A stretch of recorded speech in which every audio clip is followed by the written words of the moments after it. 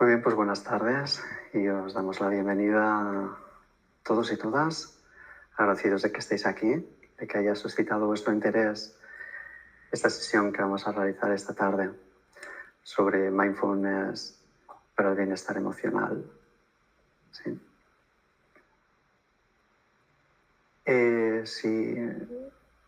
Si os parece, vamos a empezar con una pequeña práctica para situarnos todos aquí un poco, aquí ahora, en este instante. ¿Sí? Y vamos a colocarnos ahí tal como estás, en tu lugar, buscando una posición cómoda, alineada. Y tal vez a lo mejor si necesitas hacer algún movimiento, un suave movimiento de cabeza hacia un lado o hacia otro, ¿sí? O rotación de tus hombros.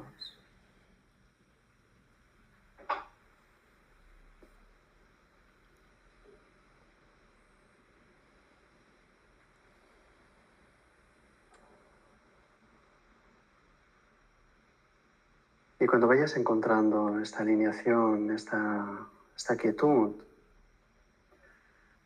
puedes acompañarla con un par de respiraciones amplias y profundas.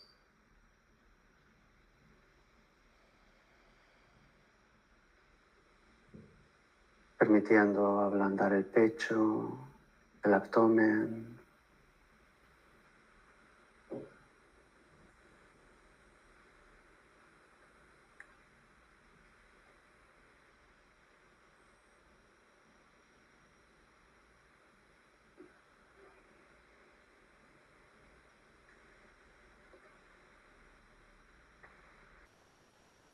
Toma conciencia. Vamos a hacer un pequeño repaso por los tres centros. Y puedes empezar por tu cabeza y observar ahí cómo están tus pensamientos. ¿Con qué pensamientos vienes aquí ahora?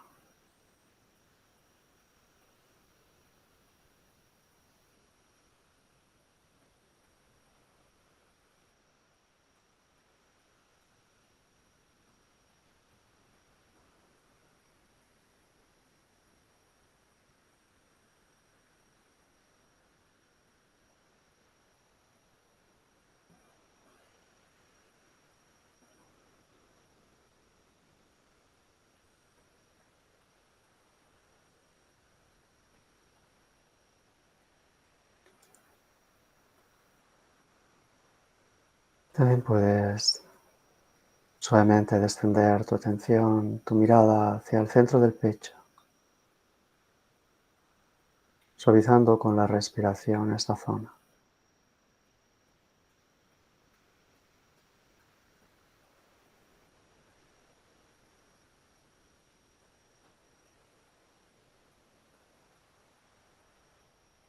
Y observa tal vez qué emoción predomina, si hay alguna. ¿Qué emoción trae tu corazón ahora aquí en este instante?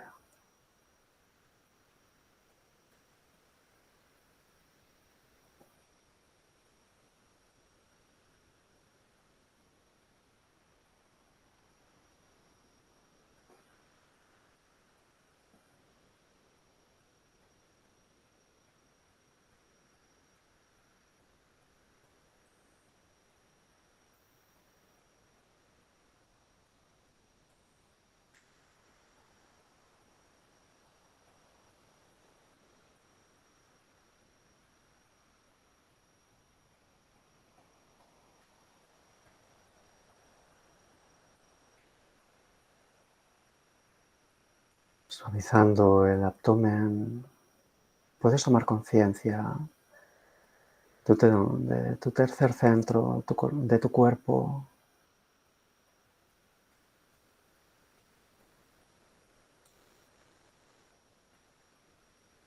¿Qué sensaciones te llaman la atención en este instante?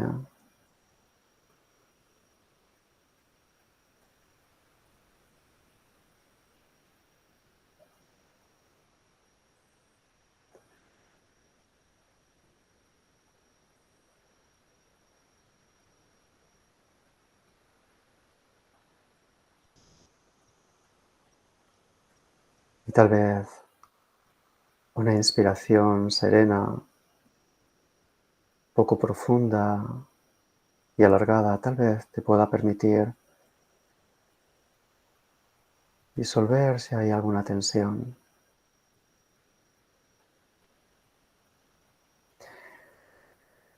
Y sea cual sea el pensamiento, la emoción o la sensación que traes aquí presente, aquí ahora, le damos la bienvenida.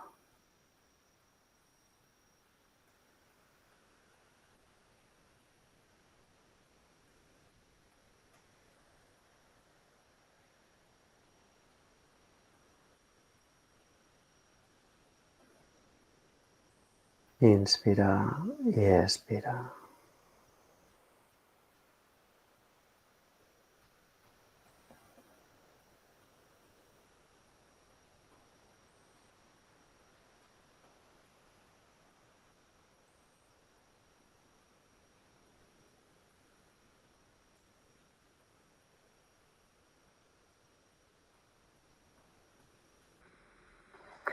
Y poco a poco, cuando te sientas preparada, preparado, puedes ir llevando la atención hacia el exterior, tomando contacto con los sonidos externos, entreabriendo los ojos.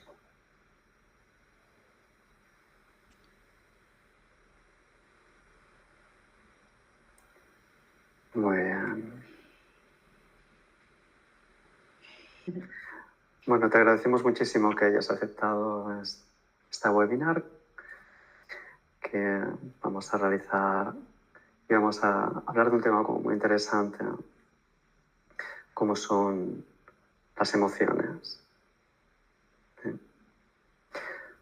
Iremos adentrándonos también sobre qué es el mindfulness y cómo el mindfulness puede ayudarnos en nuestro bienestar emocional, en la regulación de las emociones. Para que no nos conozcáis, me gustaría hacer un poco de presentación de quién es Valeria y también quién soy yo. Claro.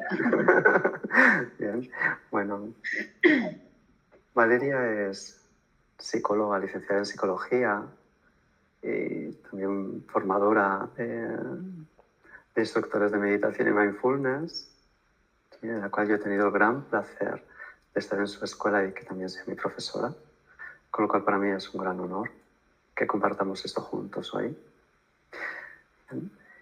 Es máster en psicología transpersonal y especialista en terapia de la compasión. Sí, hablaremos de la compasión. Sí. Y especialista en psicoterapia del trauma y psicología del bienestar, en el método ALECES. Sí. También tienes formación en Brain Spotting, el procesamiento cerebral del trauma. ¿Sí? Con lo cual, bueno, pienso que va a ser muy interesante tu experiencia, tanto personal como profesional, a la hora de compartirnos esto. Bueno, yo soy Ángel, para los que no me conocéis, Ángel Rubí, soy diplomado universitario en trabajo social, el cual he desempeñado esta tarea durante más de 20 años. ¿Sí? Y aunque mis inicios en la otra parte de cuidar al otro surgió a través de la meditación y como terapeuta de Shiatsu, siempre ha estado muy presente en mi formación como trabajador social en el conocimiento de las relaciones humanas. ¿Sí? Y bueno, tengo formación en resolución de conflictos y en máster en programación neurolingüística. Y bueno, mi especialidad sobre todo es el interés por la conciencia y por el crecimiento personal y humano. ¿Sí? Con lo cual, desde el 2016, 2015, 15-16, pues fundamos esta asociación Asia Salud para la divulgación de las artes saludables, ¿sí? Y en la que desde hace un par de años estamos potenciando mucho el mindfulness. ¿Sí?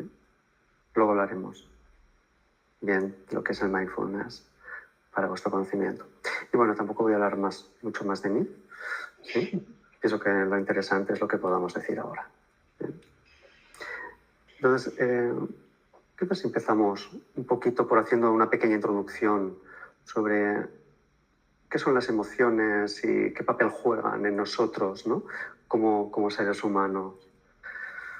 ¿No, Valeria? O sea, introdúcenos en este campo tan interesante. Definir lo que es una emoción es bastante complejo. De hecho, para la psicología y para la neurociencia afectiva no ha sido nada fácil, pero todos sabemos, ¿no? Todos sentimos, ¿no? Todos tenemos una percepción más o menos consciente de lo que es una emoción, ¿no? Pero ponerse de acuerdo muchas veces en la psicología ha sido muy, muy difícil, así que intentaré de alguna manera traer muchas experiencias, ¿no? O muchas formas de definir esta emoción, pero la que me resulta más concreta o más agradable para nosotros es que la emoción es puro movimiento, ¿no? La emoción es cuerpo y ese movimiento lo entendemos o entendemos nuestras emociones cuando entendemos el movimiento del cuerpo, ¿sí? La emoción es la expresión a través del cuerpo de lo que estamos sintiendo, de lo que nos afecta, de lo que es importante para nosotros. Así que la emoción es un motor a la acción, ¿no? Y este motor a la acción tiene un montón de aspectos o de ámbitos de inicio y de desarrollo subcorticales, automáticos. ¿Qué quiere decir esto? Es que es imposible no emocionarse, pero a veces no somos conscientes de nuestras emociones. ¿Sí? De hecho, muchas veces confundimos la emoción con el pensamiento. De hecho, muchas veces sentimos que estamos pensando algo, pero en realidad es la amígdala, una de las principales estructuras cerebrales que determina lo que me agrada o lo que me desagrada, lo que es nocivo o permitido para mí, que es pura emoción y a veces se disfraza de pensamiento y habla y me dice, uff, esto no me gusta, esto me aburre. Y yo creo que es un pensamiento y en realidad es una activación emocional que me está diciendo que esto que está sucediendo a mi alrededor, esto que mi atención ha recortado, es de una manera determinada para mí, ¿sí? Y sobre todo eso, para mí, ¿sí? Las emociones son respuestas muy complejas de nuestro cerebro que involucran muchas partes de nuestro sistema nervioso, de nuestro sistema endocrino, de nuestro sistema inmune, ¿sí? Y que ha ido evolucionando con la especie, ¿sí?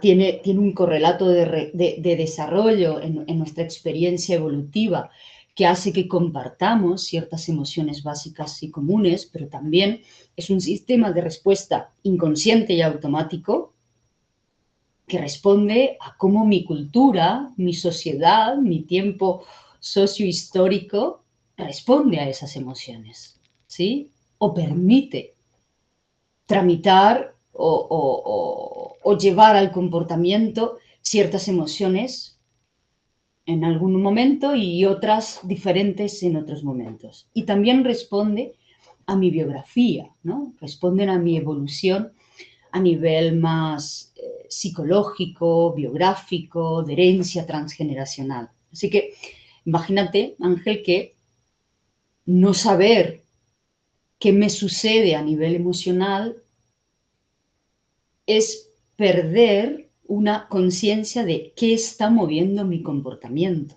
qué mueven mis elecciones. Es todo un sistema adaptativo al medio imprescindible para poder moverme, para saber cuáles son mis necesidades, qué necesito satisfacer, dónde puedo satisfacerlo, cuándo puedo hacerlo. Luego, toda esa información subcortical, inconsciente y automática lleva a estaciones de la corteza, ¿no? De la corteza de nuestro cerebro, que es la parte más nueva de nuestro cerebro, donde tenemos nuestras funciones cognitivas, nuestras funciones ejecutivas, pero todo entra y se procesa desde nuestros sistemas límbicos, que son los que de alguna manera colorean nuestra vida y nos dicen, esto es importante para ti, esto te conmueve, esto es lo que necesitas, esto es lo que te define en muchos aspectos como ser humano. Así que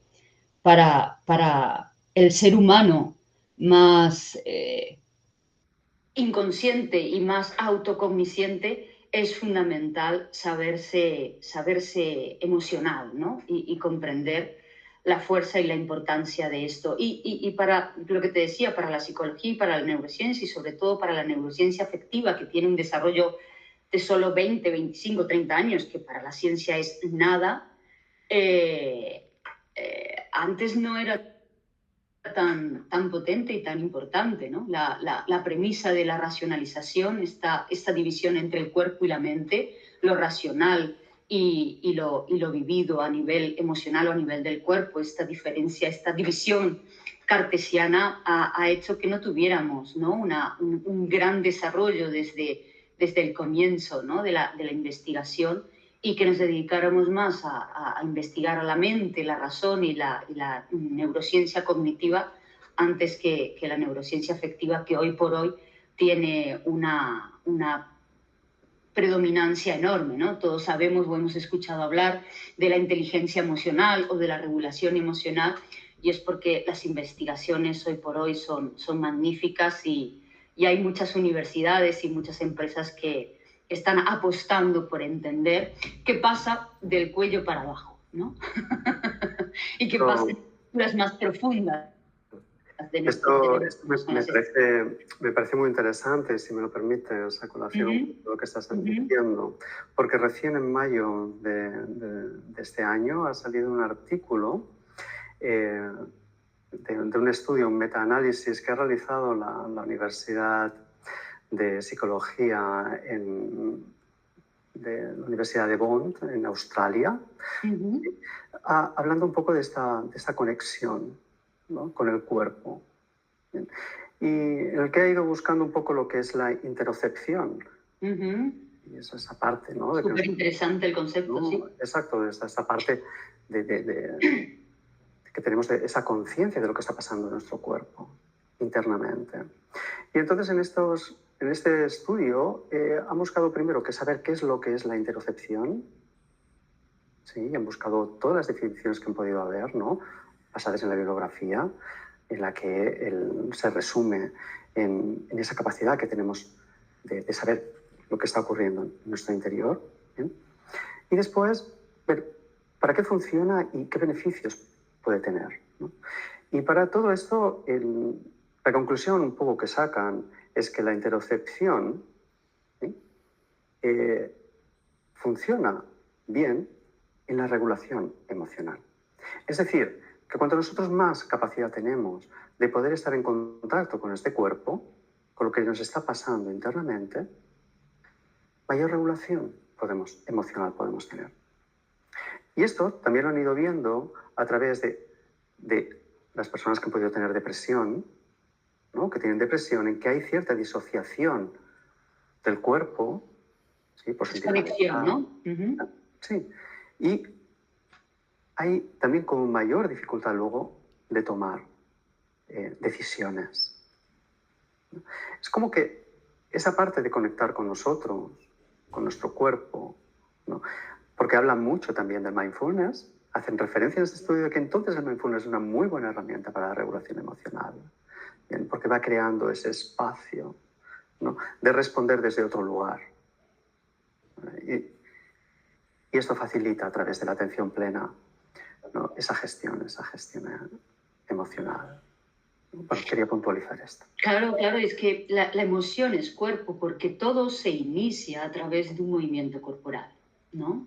Nosotros creemos que tenemos conciencia de nosotros cuando el proceso de lo que estamos viviendo se transforma en una energía de pensamiento, en una energía de imagen y demás. Pero en todo empieza más o menos un cuarto de segundo antes, 250 milisegundos antes, en el cuerpo, ¿sí? Son obviamente procesos precognitivos, pero que son fundamentales, porque cuando un estímulo interno o externo entra a nuestro cuerpo, entra, ¿no?, a través del cuerpo, a través de las vísceras, entra, ¿no?, en la parte más primitiva de nuestro cerebro, en el tronco del encéfalo, ¿vale? Toda esa información entra en el tronco del encéfalo, se transforma químicamente, eléctricamente, ¿vale? Y entra en todas las estructuras límbicas. Las estructuras límbicas son estructuras que están compuestas por la amígdala, que decíamos, define, ¿no?, qué es para nosotros un estímulo nocivo o saludable, sobre todo responde a cualquier estímulo que esté asociado a la amenaza o al peligro. Entendamos que nuestro cerebro está diseñado para la adaptación, para la supervivencia, y por tanto tiene mucha más capacidad de recoger y memorizar, ¿sí?, aspectos o estímulos que puedan ser difíciles o nocivos para nosotros, para de alguna manera bloquearlos, ¿no? Entonces la amígdala ya dice, esto me gusta y esto no me gusta. Y a veces lo dice en susurros y a veces grita como una loca, ¿no? Amígdala significa almendra, es algo muy pequeñito, pero tiene una complejidad y una fuerza a la hora de determinar nuestro comportamiento enorme. Asociada a esa amígdala hay otras estructuras como el tálamo, el hipotálamo, que son estructuras asociadas al aprendizaje y a la memoria. Por tanto, mi memoria y mi aprendizaje está unido a lo que determine la amígdala de peligroso o no, ¿sí? Una vez que todo ese procesamiento que viene desde abajo pasa por esas estructuras límbicas, se distribuye esa información procesada a diferentes áreas de nuestra corteza cerebral, ¿no? El área de la visión, el área del olfato, entonces, ¿no?, la corteza prefrontal, etcétera, etcétera, ¿no? Se distribuye en todo nuestro cerebro y ahí ejecutamos un determinado comportamiento. Por tanto, dejar por fuera todo lo que pasa en esas zonas es hacernos poco inteligentes. La toma de decisiones no proviene solo de aspectos racionales y cognitivos. Tiene toda esa información, simplemente que al ignorarla nos perdemos de ella. Entonces, al perdernos de esa información, al desconectarnos de esa información, al disociarnos, como tú decías, de esa información se actúa, ¿sí?, como una respuesta muy reactiva y automática, y yo no me doy cuenta de esto. Y yo creo que mi comportamiento responde a la realidad, responde a las circunstancias y es un comportamiento inteligente, ¿sí? Muchas veces yo por mi propia práctica clínica me encuentro con personas que sienten que la respuesta de ansiedad o la respuesta evasiva emocional o la respuesta muy visceral son ellos y es su respuesta y es su forma de ver la vida, ¿no? La regulación emocional que nos dice, no. La regulación emocional es esa capacidad que tenemos los seres humanos de entrenar ciertas estrategias para poder observar nuestras emociones, ponerles nombre, etiquetarlas, darnos cuenta, y eso requiere atención plena a nuestro cuerpo, porque la emoción se da ahí, no se da aquí, ¿no?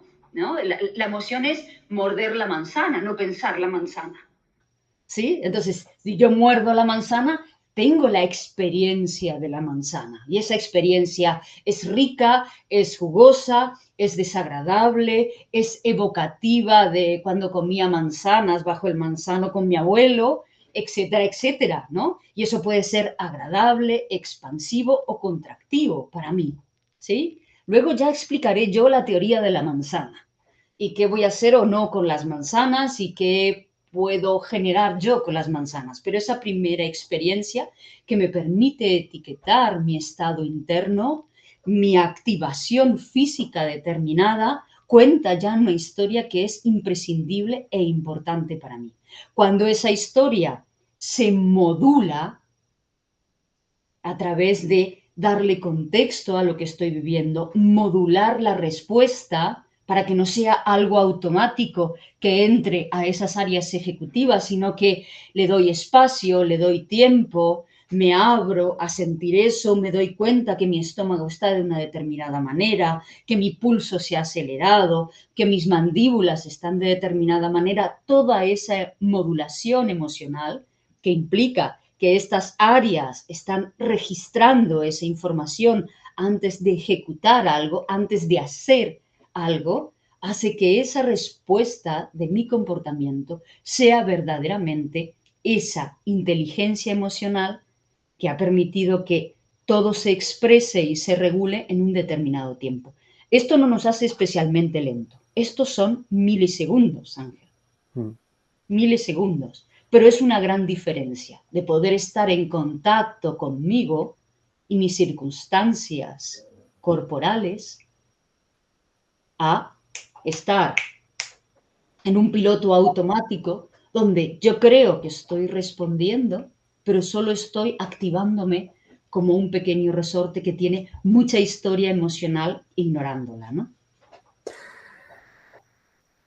Esto, has dicho cosas muy interesantes, sobre todo como que también nos introducen para esa toma de conciencia, ese estar ahí, ¿sí? Esa parte, ese crear ese espacio para tomar decisiones desde otro lugar, también, ¿no?, desde la inteligencia emocional. Creo que esto podría servirnos muy bien para introducirnos, para quien no conoce el mindfulness o qué es mindfulness y cómo ahí puede entrar en la regulación emocional. Ujú, ujú. Porque mindfulness, en su traducción al español, lo podemos traducir como atención plena, ¿sí?, tranquilamente, porque realmente, o conciencia, ¿no?, plena, ¿sí?, más que atención. Porque cuando vamos trabajando con el mindfulness, realmente vamos trabajando con aspectos de desarrollo de esta conciencia. A veces cuando pensamos solo lo que es la atención, es como fijar una atención, estar atentos, y bien, eso también está bien, porque hay un dicho, ¿no?, que se dice que, bueno, es un estudio, también científico, en el que un poco se demuestra que una mente divagante es una mente infeliz. ¿Bien? Y mindfulness entonces un poco en esa atención plena, en esa conciencia plena, desarrolla en nosotros un estado de presencia, de conciencia, desde la cual podemos abrirnos y acoger los pensamientos, las sensaciones corporales, las emociones, que son las áreas en las que trabaja mindfulness. Bien, desde llevar ahí la atención, ¿sí? Como soporte tenemos la respiración, como un ancla, ¿sí?, en ese paisaje de olas, ¿no?, que se mueven, ¿no?, por el viento, por los cambios y demás. Bien. Pero mindfulness también, a medida que vamos profundizando, nos hace comprender que nosotros somos el océano. Y cuando nosotros podemos vernos desde ese océano, ¿sí?, podemos sostener las olas que divagan en la superficie. ¿Bien? El mindfulness tiene su origen en las tradiciones meditativas budistas de la calma mental, ¿bien?, el samatha se llama, ¿sí?, centrando la atención principalmente en la respiración, en la postura corporal, como objeto de nuestra atención. Principalmente que buscamos la calma mental. ¿Por qué? Porque una regulación emocional, un contacto con las emociones, con aquello que nos está pasando, tiene que partir de cierto distanciamiento que nos proporcione ese autocuidado y esa calma mental. ¿Cómo desde otro lugar podemos mirar nuestras emociones? Sino de ir creando ese espacio seguro en nosotros. De ir creando esa parte, ese evocar en nosotros ese conocimiento y autoconocimiento interno, siempre desde muchísimo cuidado, ¿no?, desde lo que ahora mucho está trabajando mindfulness, lo que es la amabilidad, la amorosidad, la Ujú. autocompasión hacia nosotros mismos. ¿Bien? En ese sentido, mindfulness nos lleva a casa. Y casa significa el momento presente. el estar aquí. Esto quiere decir que vivimos y somos conscientes de lo que ocurre en este instante. Esto en mi práctica de mindfulness o en la práctica de la meditación, es decir, vive el momento presente, muchas veces es lo que personalmente a mí más me ha podido costar entender. ¿Cómo voy a poder estar viviendo presente si yo lo estoy pasando mal, por ejemplo? ¿Sí? Y en mindfulness, en la comprensión profunda y en la práctica, vamos descubriendo que el estar presente es ir acogiendo aquello que realmente está ahí. Incluso la inquietud, incluso las emociones que nos pueden un poco agitar, ¿no? Pero para ello es muy importante tener en cuenta ciertas cualidades. Una de ellas, la primera podría ser una apertura de escucha. Abrirnos a escuchar. ¿Qué es aquello que está sucediendo? ¿Ven? ¿Qué es lo que se me está dando en este momento? Y esa escucha al mismo tiempo es como una investigación, y todo aquel que investiga es porque tiene curiosidad. Si no hay curiosidad, no hay investigación. ¿Sí? Las cualidades que mindfulness aborda desde el principio es desde una observación, sin juicio, escuchando tal vez esa voz autocrítica que solemos tener, ¿no? Y decir, ya estoy ahí dándole así, me gusta, no me gusta, no, o esto me aburre, o esto no lo puedo... Esta es la voz de la amígdala, ¿eh? Aunque creamos que es pensamiento, es emoción. Ajá. ¿Mm? Entonces, claro, nos vamos ahí, ¿no? Navegando en ese aferramiento entre el apego, me apego a lo que me gusta, rechazo lo que no me gusta, ¿no? O incluso me siento indiferente, ¿no? Entre ni me gusta ni no me gusta, ¿no? Y a veces nos posicionamos ahí y no nos damos cuenta, ¿no? De cómo reaccionamos automáticamente ante determinados estímulos como el pensamiento, las sensaciones, rechazándolo o apegándonos automáticamente. ¿Sí? Entonces, mindfulness desde esa parte de no reacción, lo que nos está posibilitando es ir creando ese espacio de respuesta. ¿Bien? Porque normalmente cuando estamos sobre todo en momentos de estrés, estamos en esa parte de respuesta automática. Recibimos un pinchazo, ¡pam!, saltamos, ¿no? ¿Qué es lo que falta ahí? Falta el espacio de la calma, del sosiego, de la serenidad. Y es crear ese espacio seguro lo que nos va a posibilitar eso, crear ese autocuidado.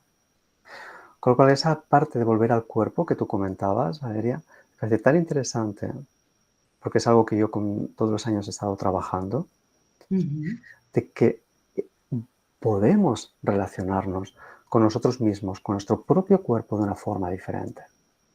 Relacionarnos con nuestro cuerpo cambia la visión de nosotros mismos.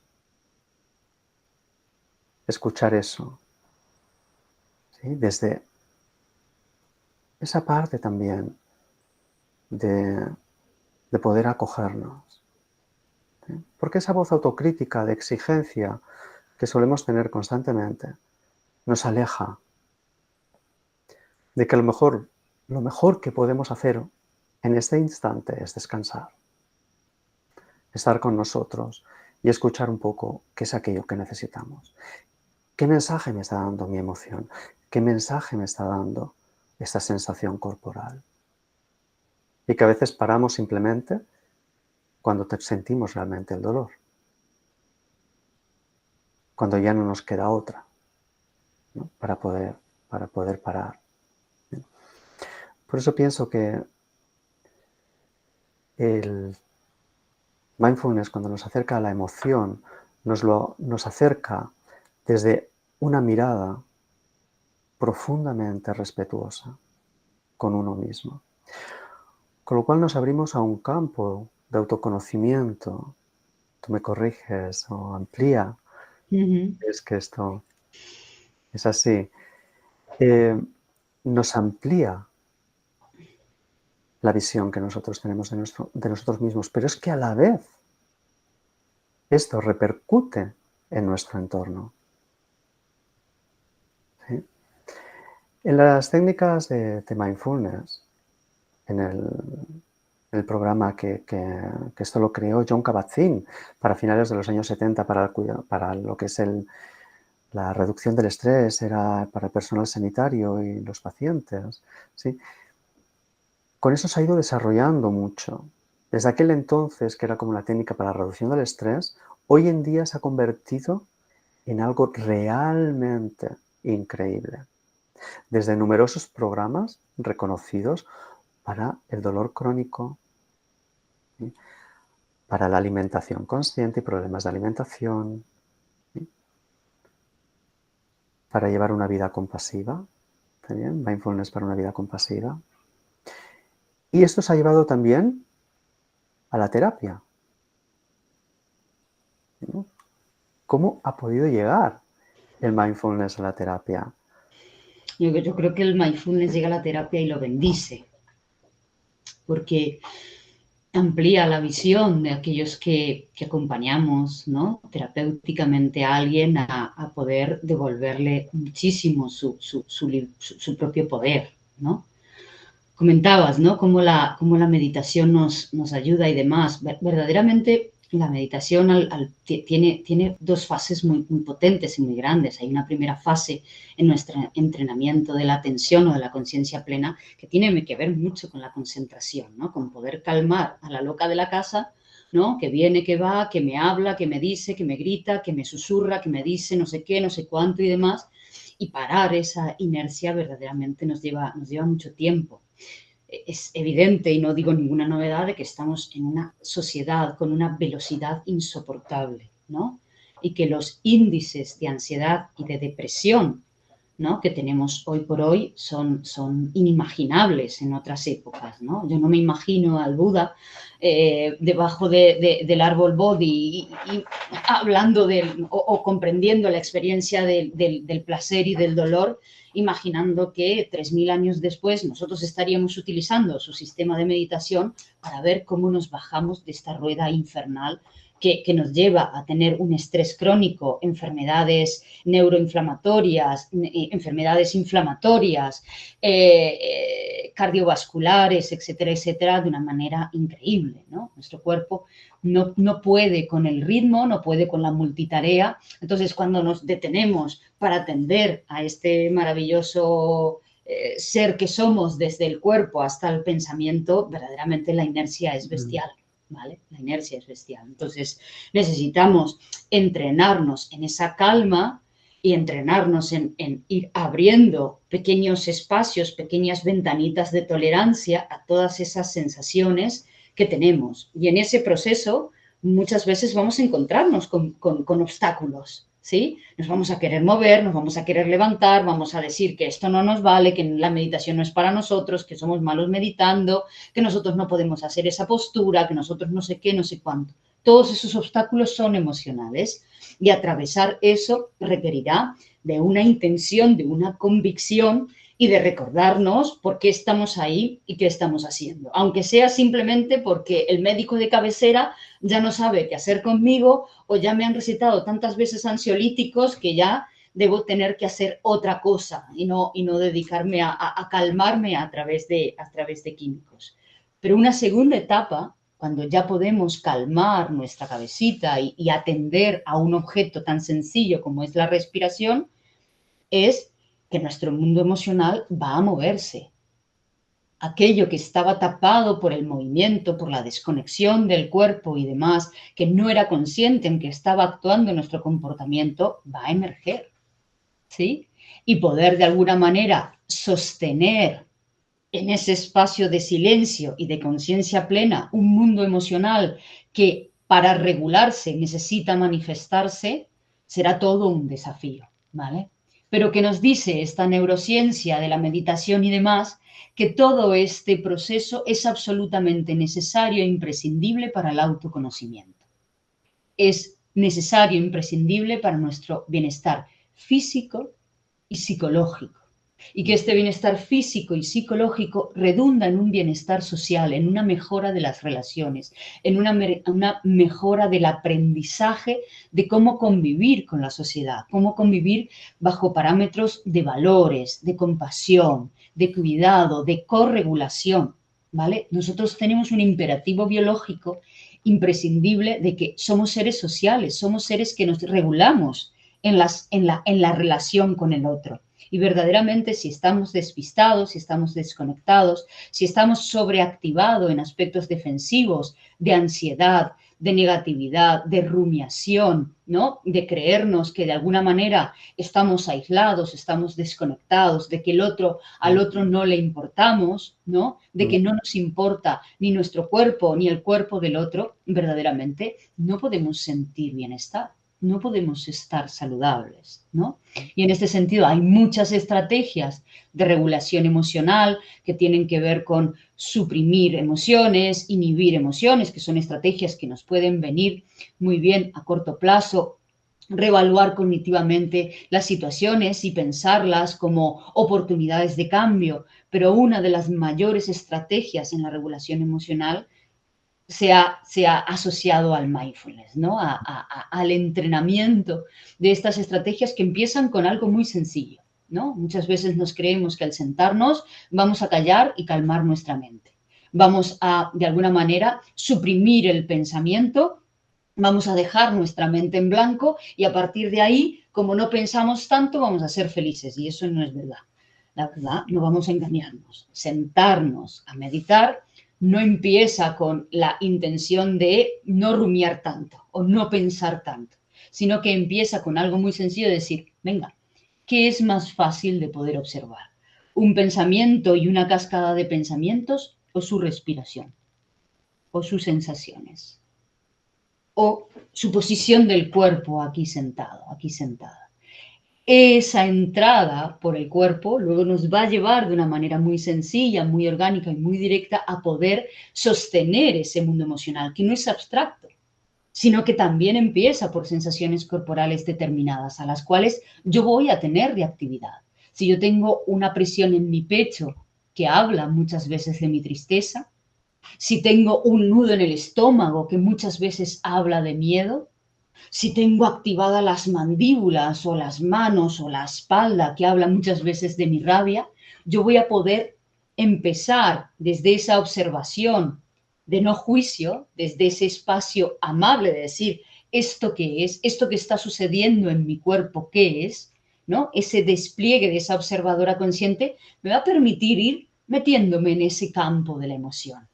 Y como he aprendido un poquito a respirar y a ser curiosa con eso, tal vez me permita decir, ¿y qué me está diciendo esto?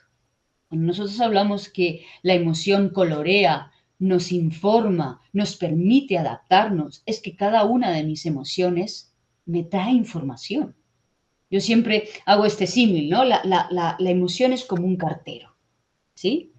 Ese cartero que actúa a través del cuerpo, ¿no? Nos golpea y nos dice, oye, tengo una carta para ti. Y lo dice así, despacito, susurrando y golpeando flojito. Pero tenemos que saber que el cartero es muy concienzudo. Está verdaderamente muy implicado y comprometido con su trabajo. Y si tiene que derribar la puerta, la derriba, ¿sí? Así que empezará flojito. Pero si no le escuchas, cada vez va a golpear más fuerte y cada vez va a gritar más fuerte.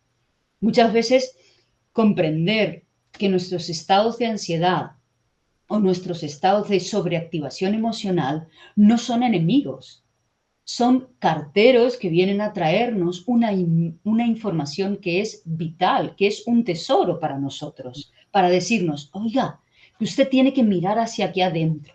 Aquí hay incoherencia, aquí hay algo que no está funcionando, aquí hay demasiadas piezas descolocadas. Es que tal vez su relación con el trabajo no está coherente, la relación con su pareja no es tan coherente, la relación con la naturaleza o con el autocuidado de su propio cuerpo no está siendo mirada. Mire por aquí, mire por aquí. El cuerpo ángel se entera muchísimo antes que la mente consciente, ¿sí? Que esa diosa ¿no? De la casa que hemos llamado la razón, muchísimas veces antes de que seamos posiblemente conscientes de todo lo que eso implica para nosotros. Por tanto, seguir al cuerpo, comprender al cuerpo, atender al cuerpo, no es solo una vía más amable para introducirnos en esa conciencia plena, sino que nos permite tener tanta información que luego nos será útil para saber qué nos viene bien, qué necesitamos,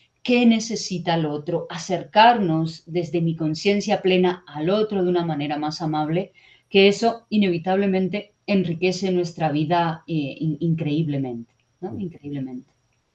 Esto también es mindfulness. Trabaja esa conciencia. Yo siempre digo que cuando nosotros meditamos, nos ponemos ante nosotros mismos.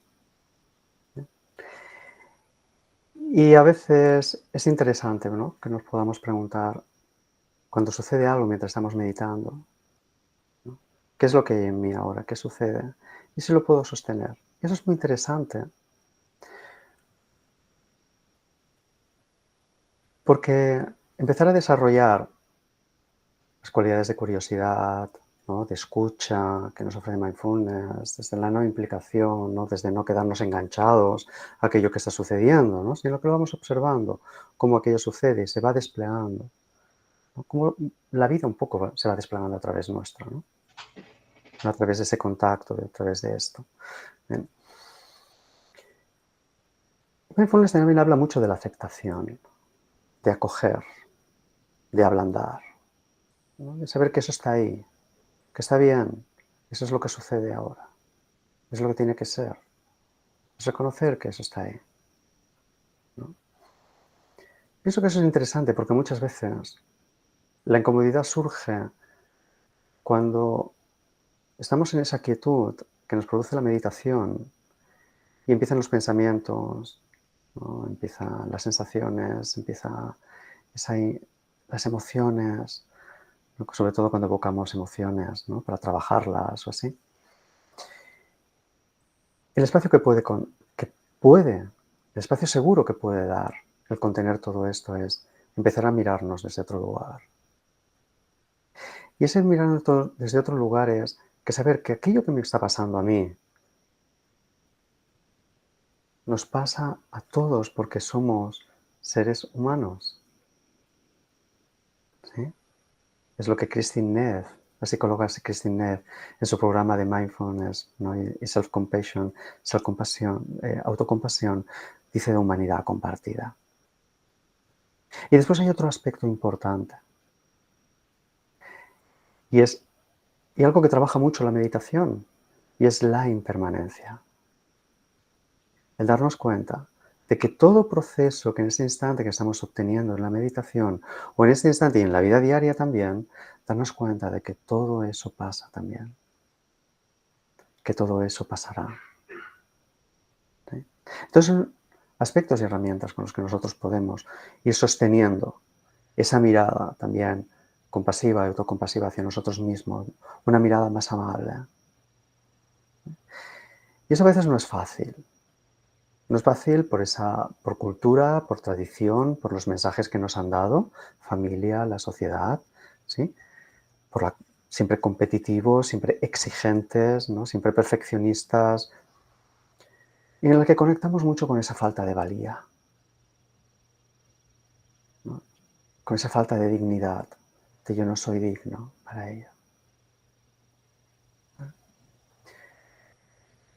Pero hay una cosa, y es que esa parte social de la que tú comentabas, que nosotros como seres humanos somos sociables, ¿sí?, desde nuestro origen más primitivo, que es lo que nos ha permitido evolucionar como especie, ¿sí?,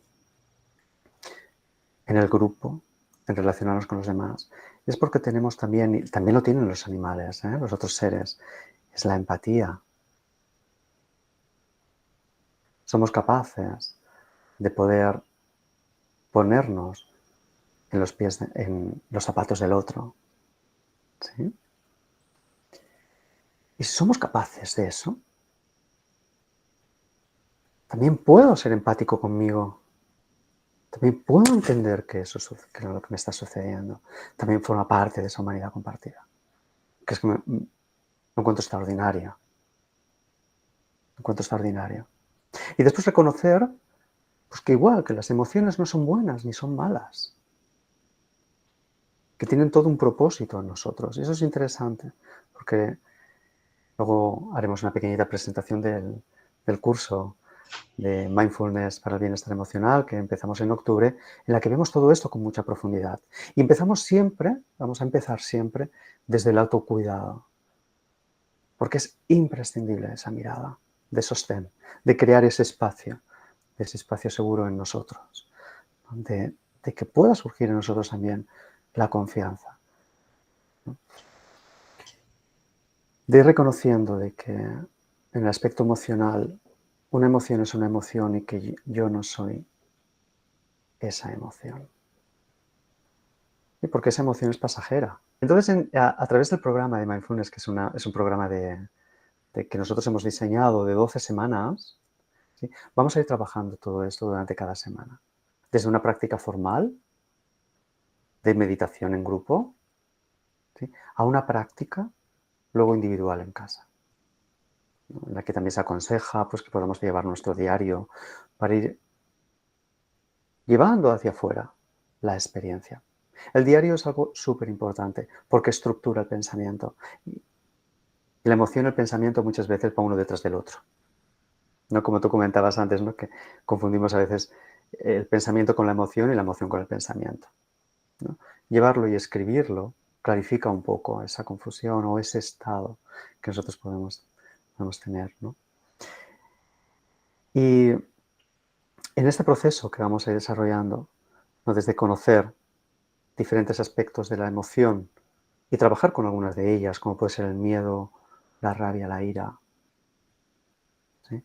La Poder tristeza. conocerlas y poderlas trabajar también desde el lado del mindfulness, ¿no? Siempre desde el autocuidado, siempre desde el reconocimiento de que más allá de los mensajes que nos hayan podido dar, de los que hayamos podido recibir,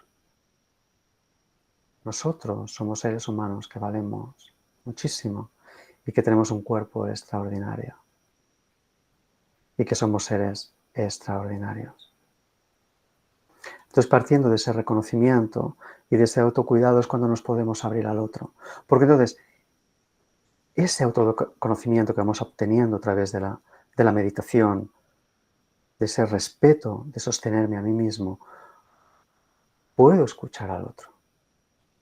Y cuando el otro evoca lo que le está pasando, reconoces que aquello también te está pasando a ti. ¿Sí? Y esa es la parte empática. Pero uno de los campos que está trabajando mucho mindfulness en la relación social, hay un artículo, y aprovecho para comentarlo, hay un artículo en nuestra web sobre la dimensión social de mindfulness, en las que también nos damos cuenta de nuestras creencias, los prejuicios, ¿sí? Que nosotros tenemos, ¿bien? Y que establecen nuestras relaciones y nuestra relación con el otro.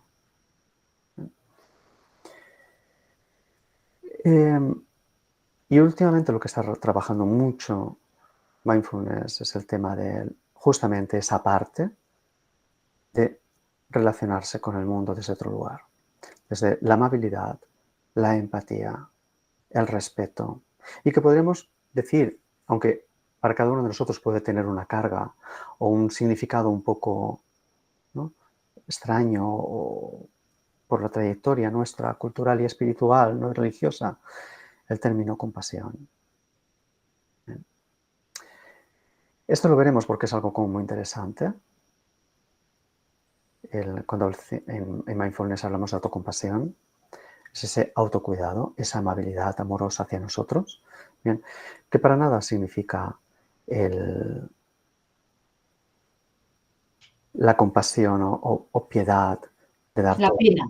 La pena, exacto, Asociado a la pena, la sin lástima, ¿no? conocimiento, Ujú, sino porque me evoca lástima. No ujú. sentir lástima sobre nosotros, sino todo lo contrario, es ser valientes, ¿sí? Pero hay una parte muy importante en la compasión, y que desarrollamos en mindfulness. Y es el conectar también con esa amorosidad, con esa palabra que es el amor. Porque de alguna forma, si algo puede ir solucionando los problemas del mundo, es conectar con eso. Eso es lo que puede sostener. Y no nosotros para ahora, sino incluso para generaciones futuras. ¿Sí? Ese cambio de visión sobre mí mismo y sobre establecer unas nuevas relaciones diferentes, más inteligentes, sin tanto automatismo, sin tanta respuesta automática, emocional, ¿no? Con la que solemos reaccionar, ¿no? Y esa es la parte de vinculación social que tiene el mindfulness. Respecto a mí, porque decimos, ¿cómo relaciono? ¿No? ¿Cómo mejoro mi relación social con mindfulness? Yo como trabajador social, que también he trabajado con el ámbito de la mediación, y fíjate que mediación y meditación simplemente hay una letra en medio que la separa, que es la T. ¿Sí? Y tiene mucho la mediación. La mediación tiene escucha hacia el otro, intentando no enjuiciar, sino que sea el otro que encuentre también su propia solución y que le pueda ser benéfica no solo para él, sino que pueda ser también benéfica para el otro en la resolución de conflictos. Para ello hay una imagen muy clara que se utiliza en la resolución de conflictos, que son pues, dos burros comiendo heno en lugares separados y los dos están atados. Y cada montón de heno está en un lugar alejado. Y cada uno va tirando hacia el otro lado, con lo cual ninguno de los dos llega a comer. Porque los dos utilizan la misma fuerza. Qué interesante. ¿No? Y entonces ahí, como al final los dos se dan cuenta que pueden comer los dos del mismo heno y después cuando ese se acabe pueden los dos comer del otro. Sin estar luchando cada uno hacia un lado, ni cada uno defendiendo su propio heno, sino colaborando, ¿no? Y resolución. Entonces esto mindfulness pienso que tiene también mucho de mediación, como la mediación tiene mucho de mindfulness. En la resolución y de relacionarte luego con el otro. Eso pienso que es un programa interesante al que hemos invitado a Valeria a participar, con lo cual estamos súper agradecidos. ¿Sí? Hemos desarrollado y lo estamos desarrollando con muchísima ilusión y también viendo diferentes programas, como RHIME, ¿no? El programa que lo trabaja mucho Tara Brach, ¿sí? El programa también de la autocompasión y de la amabilidad y de ser amable con uno mismo, ¿sí? Porque mindfulness y emociones, en el programa de mindfulness basado para la reducción del estrés, es una sesión y nosotros lo hemos desarrollado en 12 sesiones.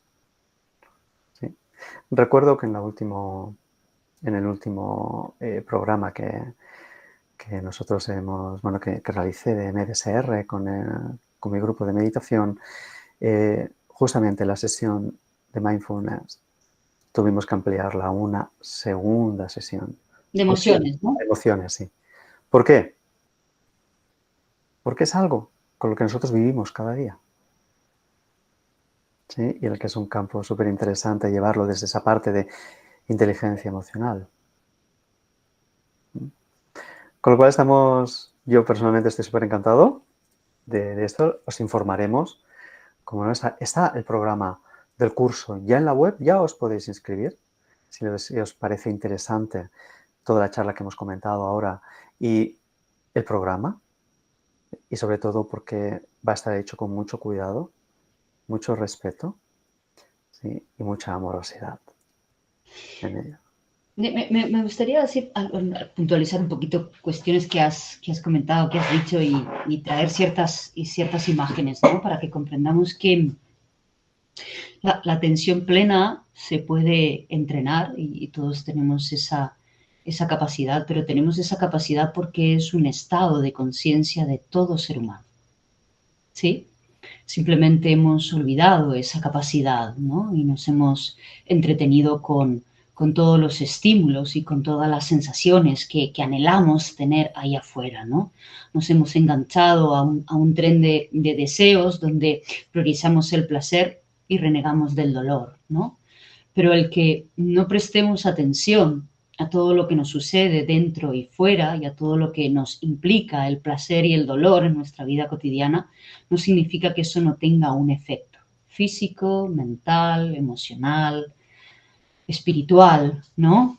Racional, ¿no? En todos los niveles. Por tanto, cuando nosotros desarrollamos un programa de entrenamiento como este que pretendemos de alguna manera acercar a todas las personas que les apetezca hacerlo, lo que estamos intentando hacer es que poder volver a la raíz de lo profundamente humano, ¿no? Desplegar esa observadora consciente, ese observador consciente que puede ser capaz de abrir un espacio a todas las olas de su propio océano, es desplegar una cualidad de conciencia que todos los seres humanos tenemos. Por eso podemos hablar también de humanidad compartida, porque cuando nos conectamos desde esas cualidades compartidas nos atendemos mejor, nos entendemos mejor, nos comunicamos mejor y tenemos mayores posibilidades de ser felices, ¿no? Obviamente no hay una felicidad eterna, pero los estados de felicidad se cultivan desde la calma, desde la paz, desde la conexión interna conmigo misma, que luego se vuelca inevitablemente a la conexión con el otro.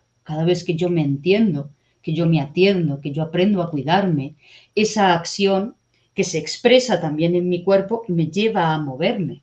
De hecho, las prácticas de compasión activan muchísimas zonas motoras de nuestro cerebro. Y antes se interpretaba que eso era porque la compasión era amor en acción, entonces que me invitaba a moverme, a llevar y ayudar al otro a que esté mejor. Pero en realidad, hoy por hoy se interpreta de que el cuerpo necesita expresar ese amor que siente, ese autocuidado que siente y esa conexión consigo mismo que encima, ¿no? La sintoniza con el otro. Cuando estamos juntos, cuando estamos presentes, nuestros cuerpos se comunican, nuestros corazones se sincronizan. Y la pregunta es, ¿qué quieres que tu corazón transmita? ¿Qué quieres que tu sintonía cerebral transmita al otro? Cuando yo soy plenamente consciente, puedo regular y modular aquello que yo quiero transmitir. Y eso lo estoy transmitiendo en mi coche, en mi clase, en el metro, en la fila del banco, en la fila del supermercado. Estamos comunicando y transmitiendo. Y nos estamos contagiando ciertas sintonías y resonancias emocionales, ¿vale? Muchas veces sentimos que estamos conectados con el otro y nos sentimos en estados de expansión. Y muchas veces nuestros estados de ánimo cambian muy potentemente en cuestión de segundos, de minutos, y eso es porque estamos conectados a otros que nos están transmitiendo sus propios estados. Por tanto, un programa, ¿no? Un programa, cualquier programa de educación, de inteligencia emocional, de regulación emocional, lo que está haciendo es sintonizándonos de una manera coherente, de una manera integral, de una manera más sabia, más calma, más conectada con nosotros mismos, para que podamos ir al mundo de esa manera, ¿no? Hoy por hoy creo que las palabras de Gandhi, sé el cambio, ¿no? Que quieres ver ahí afuera es fundamental, ¿no? La mayoría de nuestras instituciones han fracasado bastante, ¿no? Ya no son una garantía y una seguridad de bienestar, de salud, de respeto mutuo, ¿no? Entonces, ¿qué importancia tiene el que sintonicemos este psicocuerpo de la mejor manera posible? Y eso empieza en la regulación emocional, ¿no? Son dos alas que has comentado, dos aspectos, ¿no? Dos alas que utilizamos mucho en meditación, dos alas desde lo que es la sabiduría, ¿sí? El desarrollo del conocimiento interno, y es lo que yo les digo también a mis alumnos de meditación y mindfulness. Lo que estamos haciendo es desarrollando el conocimiento interno, estamos desarrollando nuestra propia sabiduría. Y la otra es poder desplegarnos desde la amabilidad, desde la compasión. ¿Eh? Porque son estas dos alas con las que justamente también en el budismo se habla de ello. Las dos alas con las que nosotros podemos alzar y tener luego esa visión más ecuánime o más de conciencia testigo sobre lo que nos está pasando. ¿Bien? Y entonces, bueno, va a ser un camino en el que vamos a ir poco a poco trazando, creando esas alas para que podamos ir desplegándonos, pero sobre todo importante en el que podamos sentir que la vida es la que se despliega a través nuestro. Y esa es totalmente experiencial. Y en grupo y en Y en compañía. grupo y en compañía. Aunque sea online, estaremos ahí, sintonizando mucho. Vamos a dar un poquito de espacio por unos minutos. Si alguien tiene alguna pregunta, lo podéis poner en el chat. ¿Sí? Y si no,